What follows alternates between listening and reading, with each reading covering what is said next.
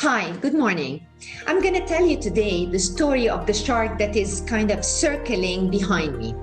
Now, in an experiment, a marine biologist put a shark in a tank, and then they released some fish into that tank. And as expected, the shark circled some more and then devoured all the fish completely, as expected from a good old shark. Now, they decided to try out something different. Okay, so they inserted this fiberglass barrier in the tank, kept the shark on one end, and released more fish into the tank from the other end.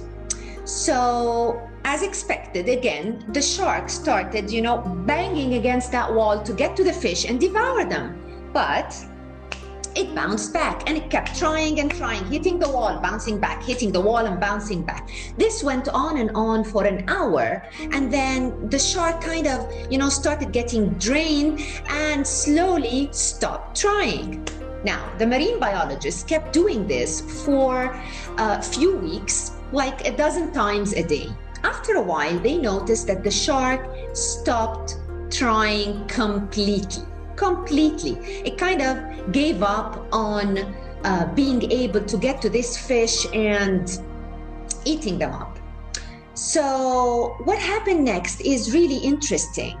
They decided to take this up a notch. So they took out the fiberglass barrier. And here it is, the shark, after a few weeks of, trying and getting completely emotionally and physically drained, the shark didn't even attempt to eat the fish. So there was no barrier, but the shark is not trying. So what happened here? Just take a moment to think. This is a metaphor, obviously. So what do you think the shark represents? And what does the glass barrier represent to you? Often in life, our setbacks, our failures, our, repetitive disappointments kind of, form that barrier. It's a mental block, and it's an emotional and psychological barrier between us and our dreams. So even if we're put in a new situation, we simply stop trying. We see that barrier inside our head, before our eyes, and we simply give up on ourselves. So my question to you here, how is this shark similar to you?